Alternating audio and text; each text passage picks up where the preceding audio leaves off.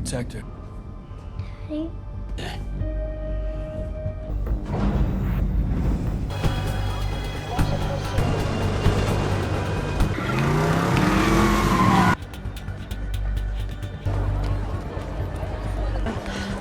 Fuck it.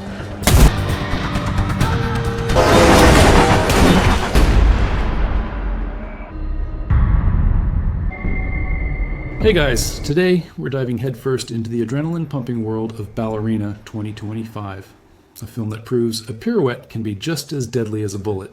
If you like this sneak peek, hit the like button and subscribe.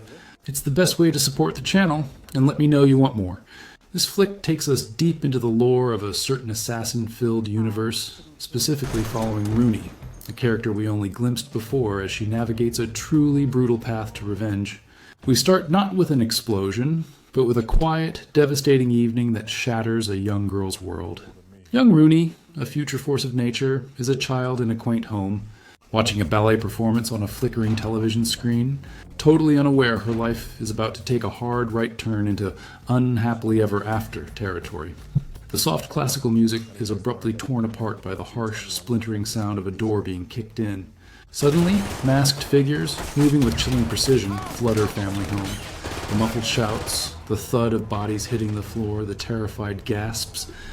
It all paints a picture of swift, merciless violence. Rooney hides, paralyzed, witnessing the brutal execution of her entire family. It's a scene designed to punch you right in the gut, setting the stage for every single vengeful step she's about to take.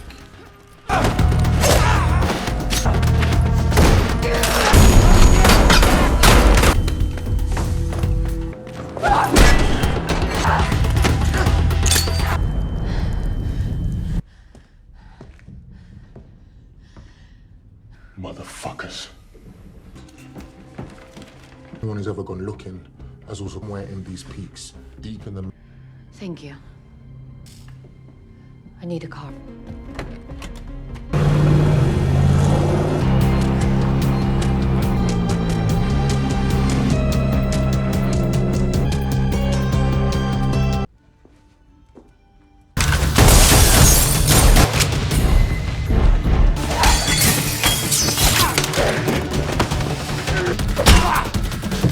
To the restaurant.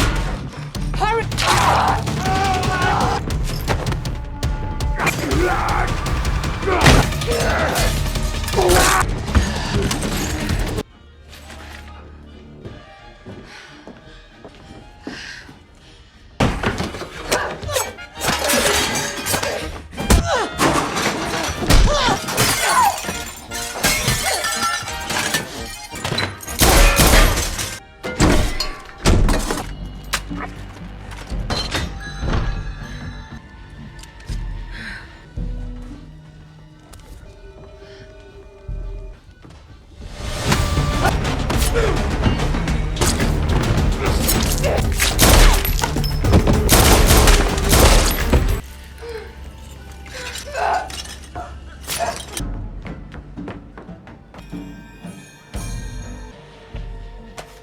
Moving calls.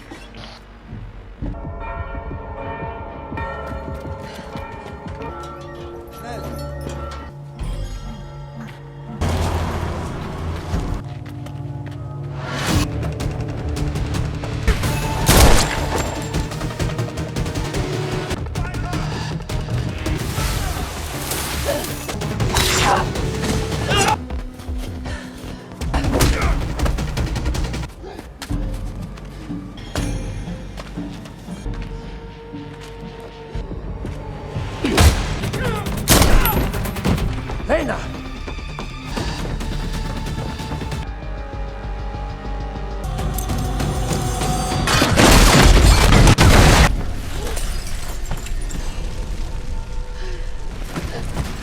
It's only 9 when they told us you were.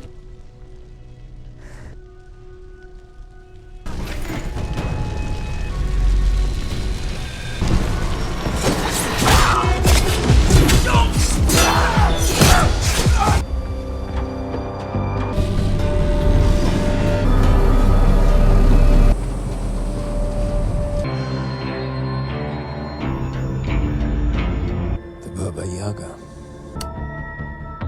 She's...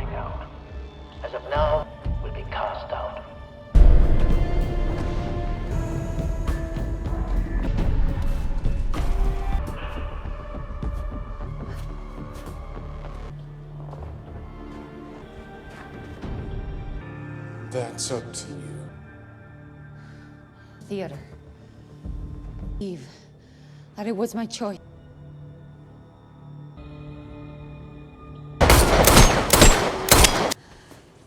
Don't have to. Just leave. Leave.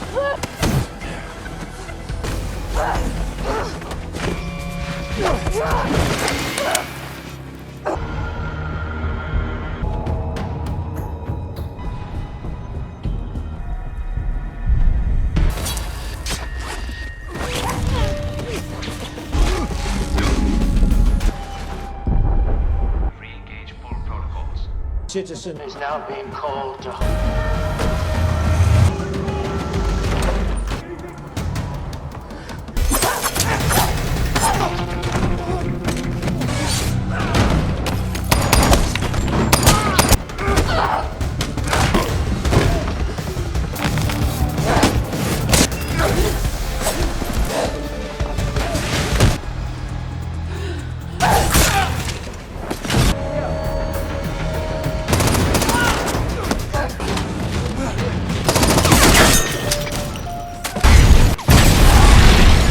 Requesting all citizens.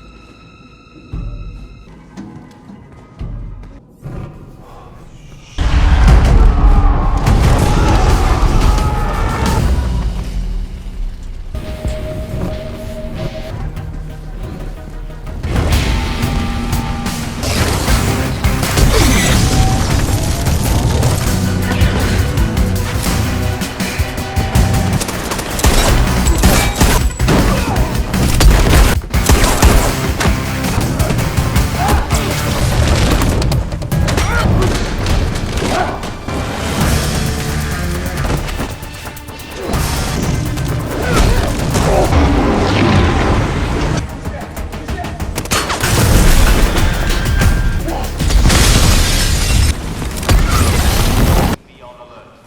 Continue.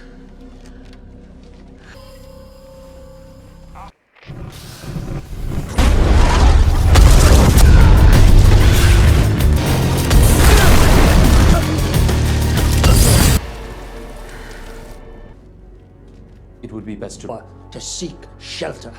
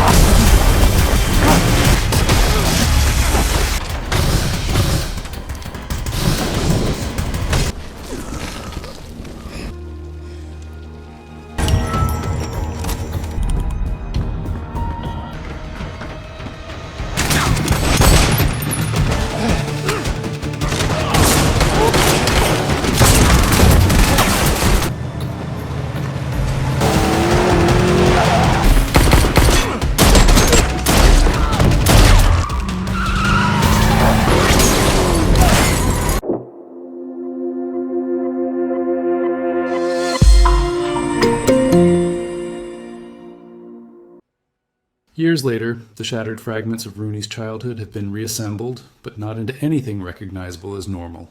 She's found a new, twisted family within the Ruska Roma crime syndicate, a kind of dark orphanage for lost souls, run by the formidable director.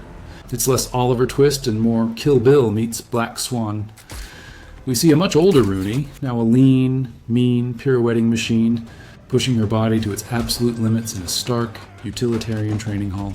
The floorboards creak and groan under the relentless pressure of her point shoes as she executes flawless fouettes.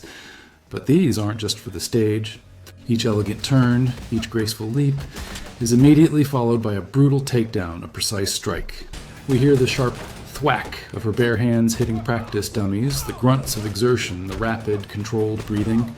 Her training is a relentless fusion of classical ballet and lethal combat, a bizarrely beautiful yet terrifying dance of death. The director, a stern, unwavering figure, watches her every move, her silence heavier than any spoken command. It's clear that under this tutelage, Rooney isn't just learning to survive. She's being sculpted into an instrument of vengeance, honing her body and mind into a weapon as sharp and precise as any blade.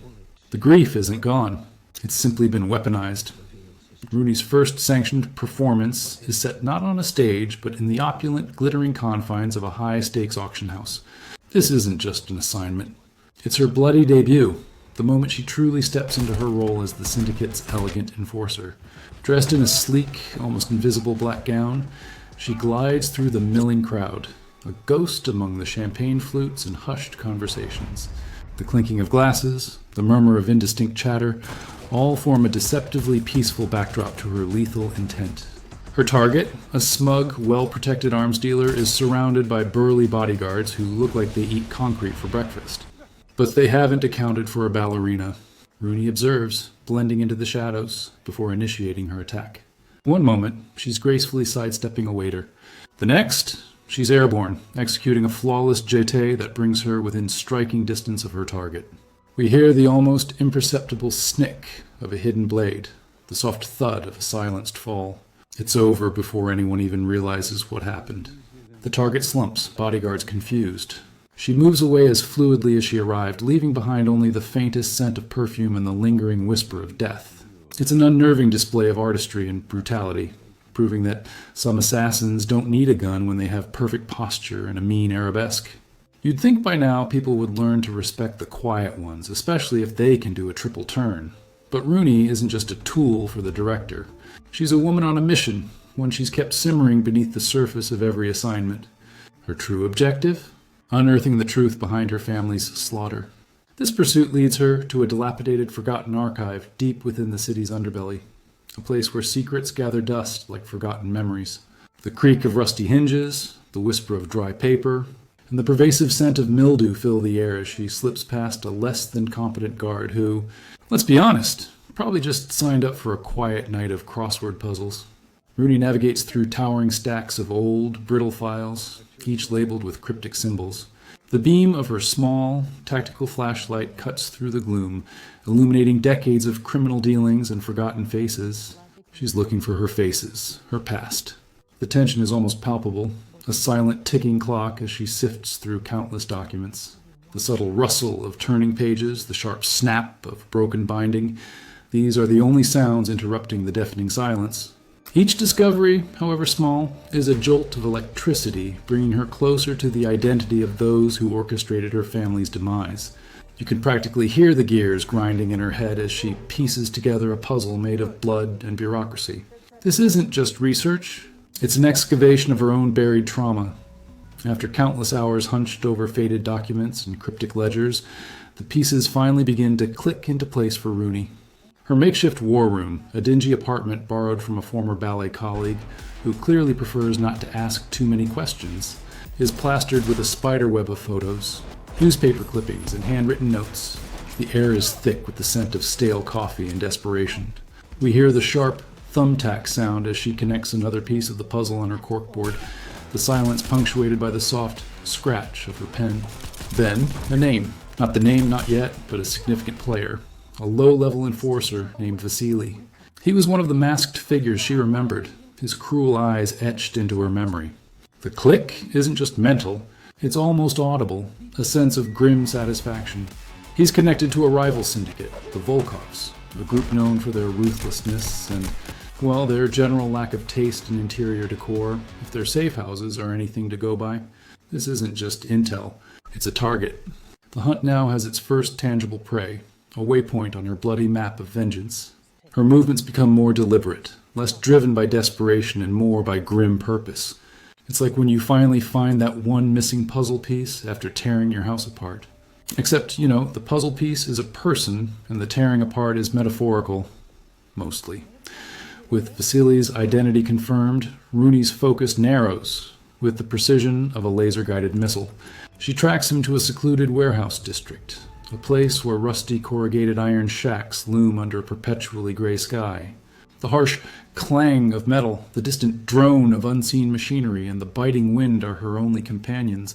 Vasily, clearly enjoying a night of illicit gambling and lukewarm beer, is oblivious until Rooney makes her grand entrance, which involves less entering and more crashing through a skylight. The ensuing chase through the labyrinthine corridors of the warehouse is a masterclass in controlled chaos. Rooney's balletic agility allows her to navigate obstacles with impossible grace, leaping over stacks of crates, sliding under conveyor belts. Vasily, despite his bulk, is surprisingly fast but no match for her calculated attacks. We hear the thump of his body hitting a wall after a perfectly executed spinning kick, the gasp for air as she wraps him in a chokehold. The interrogation is swift and merciless. Perched precariously on the edge of a high loading dock, the city lights a dizzying blur beneath him. Vasily's bravado crumbles. He spills information about the Volkov Syndicate, a higher-up named Kale, and whispers of a grand operation that links back to her family. The cold wind whips his words away, but Rooney catches every terrified syllable. Once she has what she needs, the whoosh of him plummeting to the ground is surprisingly muted, swallowed by the vastness of the night. Turns out, some people just aren't cut out for cliffhangers, or literal cliffs for that matter. The information gleaned from Vasily points to a deeper conspiracy, a more powerful player. Rooney knows she can't go after Kale and the Volkovs entirely alone. She needs resources, intel, and perhaps a moment to breathe without someone trying to turn her into abstract art. This leads her, inevitably, to the Continental, the hallowed grounds of neutrality in the assassin world. The hushed elegance, the soft jazz music, the faint scent of polished leather and expensive whiskey. It's a stark contrast to the gritty underworld she usually inhabits. The distinctive ding of the elevator doors opening reveals Karen, ever impeccable behind the reception desk, greeting her with a knowing nod and a calm, "Ms. Rooney, a pleasure to see you again." In the dimly lit lounge, Winston, a man whose eyes hold more secrets than the Library of Alexandria, watches her approach, a subtle smirk playing on his lips. Their interaction is brief but weighty, a silent acknowledgement of shared history and mutual respect.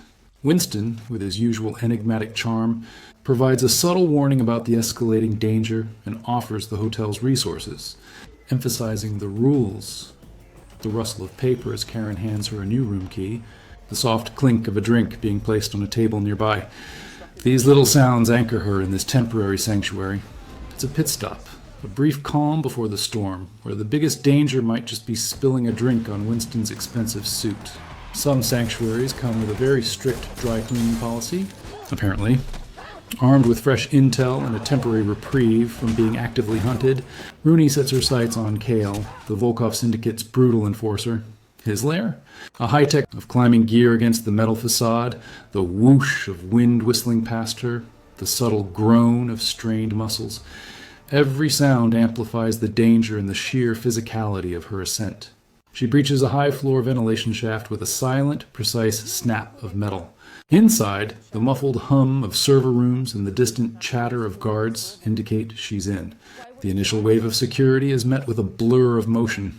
Guards, surprised by her unorthodox entry, are quickly dispatched with a series of silent takedowns. The thud of a body, the clack of a dropped weapon, followed by swift, brutal efficiency. She moves through the pristine, sterile corridors like a predator, a deadly whisper. The stark contrast between the futuristic environment and her primal, vengeful mission makes every move feel impactful.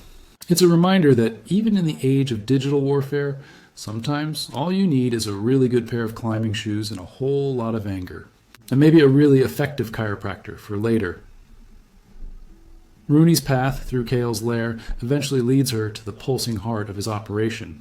A massive server room, a cathedral of blinking lights and humming machines. This isn't just a room. It's a digital labyrinth, and it's heavily guarded. The air is thick with the cold, sterile scent of electronics and the constant whirring of cooling fans. Before she can even download the latest cat videos, a squad of Volkov elite guards armed to the teeth converge. The crack of automatic rifle fire echoes through the metallic space, deafening and disorienting. Rooney, however, turns the environment into her ally. She uses the towering server racks as cover, leverage, and even impromptu weapons. The clatter of spent shell casings on the polished floor, the thump of bullets embedding into reinforced steel. She springs from cover, executing lightning-fast strikes, the snap of a guard's arm, the gasp of another as she disarms him with a balletic sweep.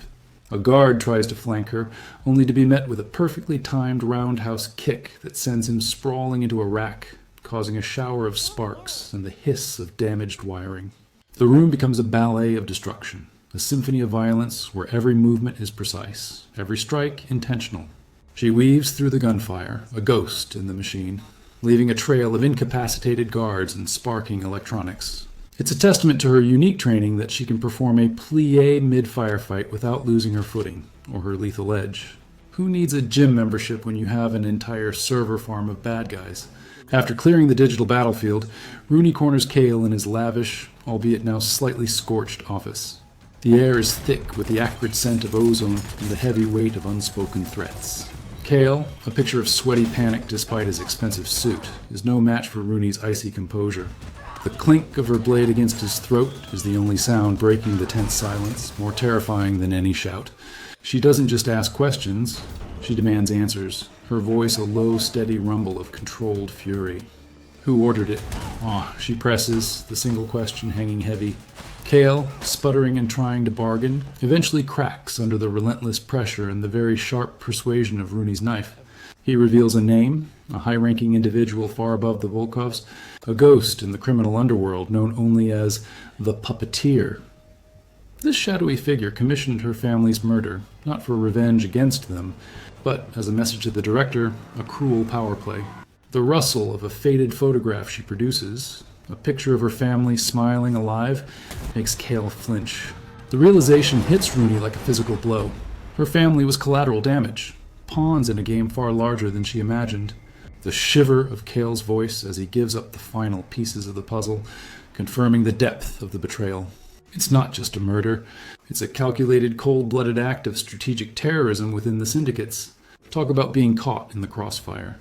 And here I thought my biggest worry was accidentally sending a text to the wrong group chat. Armed with Cale's confession, Rooney doesn't hesitate. She confronts the director, her mentor and surrogate mother figure, in her stark, almost monastic office. The heavy wooden door creaks shut behind her, sealing them in a tense silence. The air crackles with unspoken accusations. Rooney lays out the truth, her voice shaking with a mixture of anger and betrayal. The director, usually an unreadable monolith, finally breaks. The gasp of a suppressed sob, the single glistening tear tracing a path down her weathered cheek, reveals a profound, hidden pain. She confesses she knew. She had known for years about the puppeteer's influence and the threat he posed. Rooney's family had been sacrificed, a brutal cost in a long-standing covert war between powerful factions, an attempt to sever a nascent alliance that could have shifted the entire balance of power. The director explains her silence, her impossible choice, saving the syndicate and countless other lives, or avenging one family and risking total war. The clench of Rooney's fists, the ragged intake of breath as the weight of this revelation settles. It's not just revenge now, it's a war between empires, and her family was merely the first casualty. This isn't a personal vendetta anymore. It's a full-blown geopolitical drama, but with more pirouettes and less boring committee meetings. Honestly, who knew organized crime could be so tragically Shakespearean? With the full scope of the puppeteer's power laid bare, Rooney and the now reluctant but determined director forge an uneasy alliance. Their target, the puppeteer's annual charity gala, a high society masquerade held within the opulent confines of the city's Grand Opera House. It's a stage fitting for a final act. Rooney meticulously studies blueprints of the opera house, her fingers tracing escape routes and vantage points. The rustle of large format architectural drawings, the click of a pen as she marks strategic points. This isn't just a mission. It's a performance, a meticulously choreographed dance of death. We see a montage of her preparations, acquiring specialized gear, practicing intricate combat sequences in a dimly lit studio, her movements now imbued with an even greater sense of purpose and precision. The whish of a practice blade, the snap of a grapple hook. She's not just preparing for a fight, she's preparing for a symphony of destruction. The director, using her vast network, provides access codes, schematics, and intel on the puppeteer's formidable security detail, a group of highly trained mercenaries who make Cale's goons look like a high school chess club. The stakes are astronomically high. This isn't just about personal vengeance anymore. It's about disrupting a global criminal network and avenging countless other victims.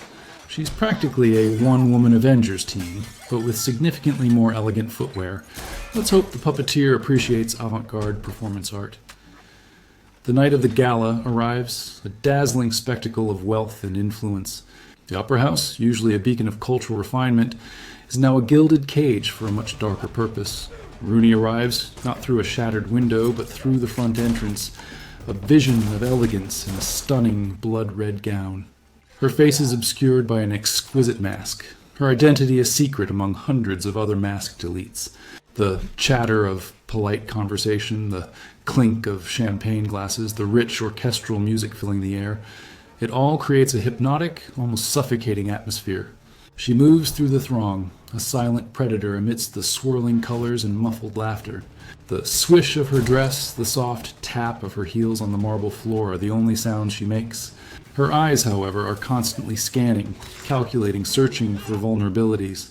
She effortlessly bypasses the initial layers of security, a subtle flick of a hand distracting a guard, a brush past a surveillance camera. She's not just an attendee. She's an infiltrator, an undetectable anomaly. Every smile, every nod, every polite gesture is a calculated move in her deadly ballet. It's like a really fancy game of Among Us, but with much higher stakes and 0 imposter votes for Rooney. Because, let's face it, she's too good to get caught chatting near the vents. As Rooney makes her way backstage, the glamorous facade of the gala gives way to the gritty, chaotic reality of a working opera house. Here, amidst stacks of scenery, costume racks, and intricate stage machinery, she encounters the puppeteer's elite personal guard. These aren't your typical rent-a-cops. These guys look like they trained with actual ninjas. The thump of their combat boots on the wooden floor, the low growl of their warnings. What follows is a brutal, beautifully choreographed brawl that is pure ballerina brilliance. Rooney uses the environment to her advantage. A well-placed plie sends her spinning past a guard, allowing her to snatch a stray piece of costume jewelry which quickly becomes a makeshift projectile. She leaps over a pile of tutus, performing a perfect grand jeté, only to land a devastating kick. The clang of metal as she disarms a guard, the whoosh of fabric as she uses a flowing curtain to disorient another. The sounds are a mix of surprising artistry and bone-jarring impact. The crack of a security guard's jaw, the shatter of a delicate porcelain prop, the gasp of a technician caught in the crossfire. It's a dance of destruction, each movement precise, elegant, and utterly lethal. She moves through the chaos like a true prima ballerina, except her dance partners are heavily armed and quite uncooperative. Honestly, this is probably more exciting than whatever opera was actually supposed to be performed tonight. After battling through layers of security, Rooney finally corners the puppeteer in their lavish private box overlooking the main stage. The haunting strains of a tragic aria drift up from below, providing a darkly poetic soundtrack to this inevitable confrontation. The puppeteer, a figure cloaked in mystery, turns, a mocking smile visible even through their ornate mask. Rooney's blade is out, her eyes blazing with raw vengeance. "Who are you?" she demands, her voice a guttural whisper. With a slow, deliberate movement, the puppeteer lifts their mask. The reveal isn't just shocking, it's a gut punch. It's not a stranger. It's someone Rooney knew, someone from her past within the syndicate. A figure she once admired or perhaps even trusted. Let's call him Master Sergei, a former high-ranking Ruska Roma strategist who supposedly retired. The gasp escapes Rooney's lips, a sound of profound betrayal. Sergei's voice, now devoid of any warmth, is chillingly calm as he explains his motive, a deep-seated resentment against the director, a desire to seize control and reshape the underworld in his own image. And Rooney's family was merely a disposable stepping stone. The revelation adds a searing layer of personal anguish to Rooney's mission. This isn't just about revenge. It's about confronting a ghost from her past, a phantom limb of her broken trust. The metallic clink as her grip tightens on her blade is the only sound of her internal turmoil. Turns out the biggest betrayals usually come from inside the house. Or, the opera house. The confrontation with Master Sergei spills out onto the rain-swept rooftop of the opera house, a fittingly dramatic arena for their final, deadly dance. The sky weeps with a torrential downpour, each fat droplet splashing against the slick stone, mirroring Rooney's internal storm. The howl of the wind, the crash of thunder. The elements themselves seem to be providing the soundtrack to this epic duel. Sergei, it turns out, is a formidable combatant, his own training just as rigorous, if less graceful, than Rooney's. Their fight is a brutal ballet of close-quarters combat. Rooney's fluid, acrobatic movements are met with Sergei's raw, calculated power. The thud of a blocked punch, the swish of a near-miss blade, the grunt of exertion from both combatants. Water streams down their faces, mixing with blood and sweat. Rooney utilizes every inch of her ballet training. A powerful spin becomes a disarming move. A graceful leap sets her up for a devastating kick. Sergei, surprisingly agile for his age and bulk, counters with relentless strikes trying to overpower her. The clang of their blades, the slap of bare skin on wet stone. Each movement is imbued with years of pain, betrayal, and unyielding resolve. The tension is almost unbearable, punctuated by the rhythmic patter of the rain. It's a fight for vengeance, for legacy, and for the very soul of the underworld. You could say it's raining cats and dogs, but mostly just really angry assassins. And honestly, it's probably the most artistic street fight you'll ever see, even with all the blood. Finally, after a brutal, prolonged struggle, Rooney triumphs. The thud of Sergei's body hitting the wet rooftop is chillingly final, echoing in the suddenly quiet air. The fight has exacted a heavy toll. She's bruised, bleeding, and utterly exhausted, her body screaming in protest. The torrential downpour has softened to a gentle drizzle, washing away some of the grime, but not the memories. She stands alone, silhouetted against the nascent glow of dawn, overlooking a city slowly waking up, oblivious to the night's deadly dance. The shiver of cold wind cuts through her tattered gown. But it's a small discomfort compared to the emptiness that follows. The revenge she sought, the driving force behind her every move, is finally complete. But what now? The silence, once deafening, now feels different. Less about unresolved pain and more about quiet contemplation. The caw of a distant bird, the soft rush of city traffic starting up below, are the sounds of a world moving on. She's no longer just an instrument of vengeance. She's a survivor, a force to be reckoned with, but now also a blank canvas. The director will likely seek her out, the syndicate will demand its due, but for this brief moment, Rooney is just herself, a ballerina who found her own brutal way to pirouette through the darkness, finally free to choose her next dance. It's a moment of solemn victory, tinged with the weary understanding that some scars never truly fade, but new beginnings, like the sunrise, always offer a glimmer of hope. And so, Rooney walks away from the opera house, leaving behind the blood-soaked stage of her revenge. The mask, a symbol of her hidden life, is discarded. A small clink as it hits the wet pavement, a silent declaration of a new beginning. The future stretches before her, an unwritten score filled with possibilities both perilous and promising. Her journey has been a testament to resilience, a brutal exploration of what it means to reclaim one's agency in a world determined to break you. It reminds us that even from the deepest despair, a new path can emerge, forged by strength, skill, and an unwavering spirit. The echo of her family's memory will always be with her, a silent reminder of the price of peace and the weight of justice. But now it's a foundation, not a burden. It's a powerful narrative about finding your own rhythm in the chaos, owning your past, and daring to dance towards an unknown, yet potentially brighter horizon. And with that, we wrap up our dive into Ballerina 2025. If you've stuck around this long, you're the real MVP. Don't forget to smash that like button and subscribe for more deep dives into the movies you love. Until next time, keep watching, keep thinking, and maybe don't try any of these moves at home, unless you're, a highly trained assassin.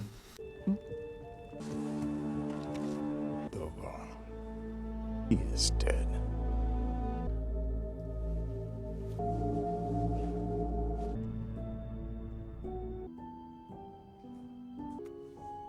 Daddy. Get up here. Room 814. Yes. Snake's head. But the